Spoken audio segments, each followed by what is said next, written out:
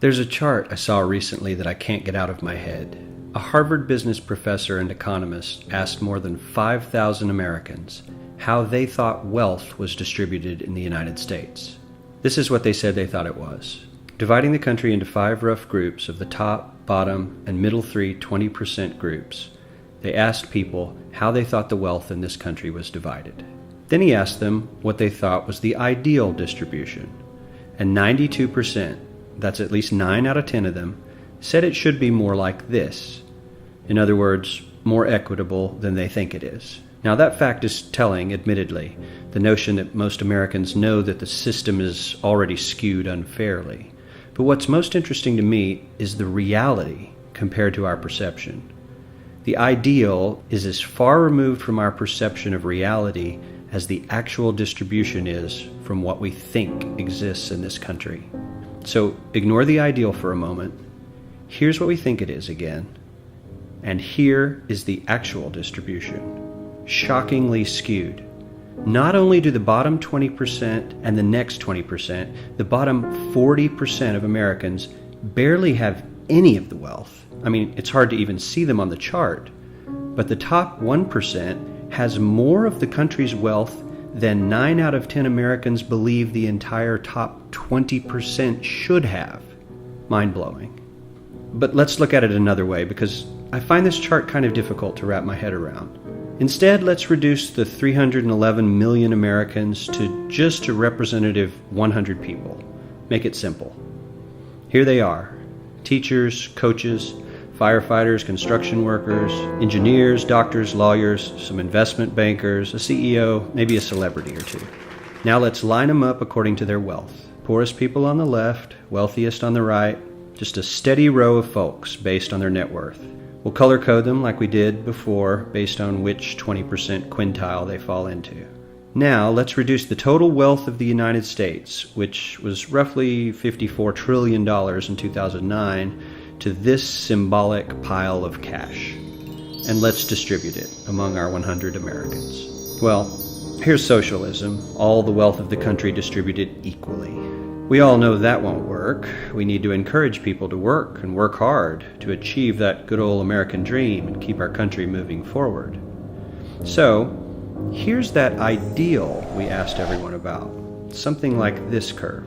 This isn't too bad. We've got some incentive, as the wealthiest folks are now about 10 to 20 times better off than the poorest Americans.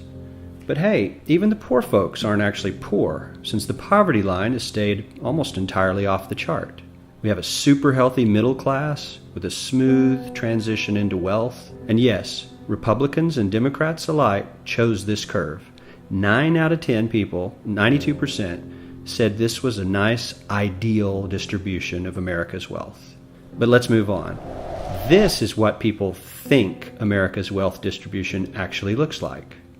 Not as equitable, clearly, but for me, even this still looks pretty great.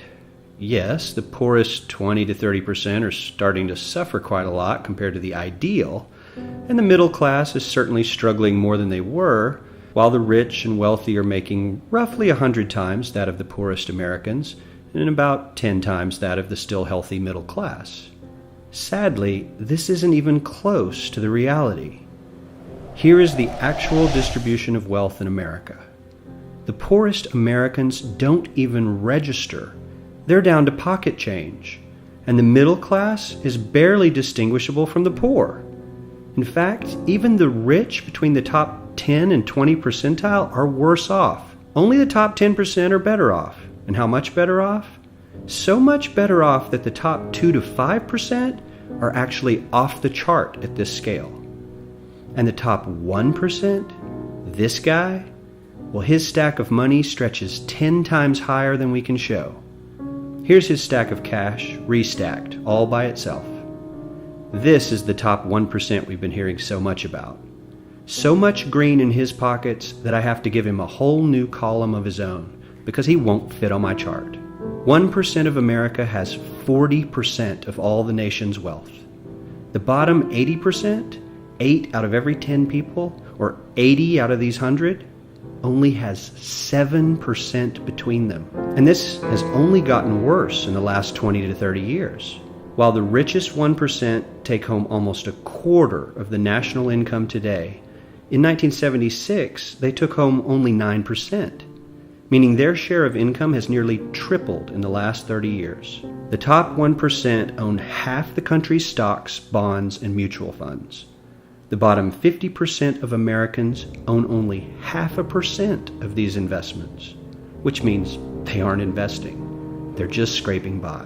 I'm sure many of these wealthy people have worked very hard for their money, but do you really believe that the CEO is working 380 times harder than his average employee? Not his lowest paid employee, not the janitor, but the average earner in his company. The average worker needs to work more than a month to earn what the CEO makes in 1 hour.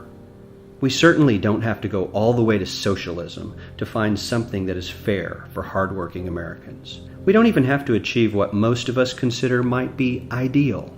All we need to do is wake up and realize that the reality in this country is not at all what we think it is.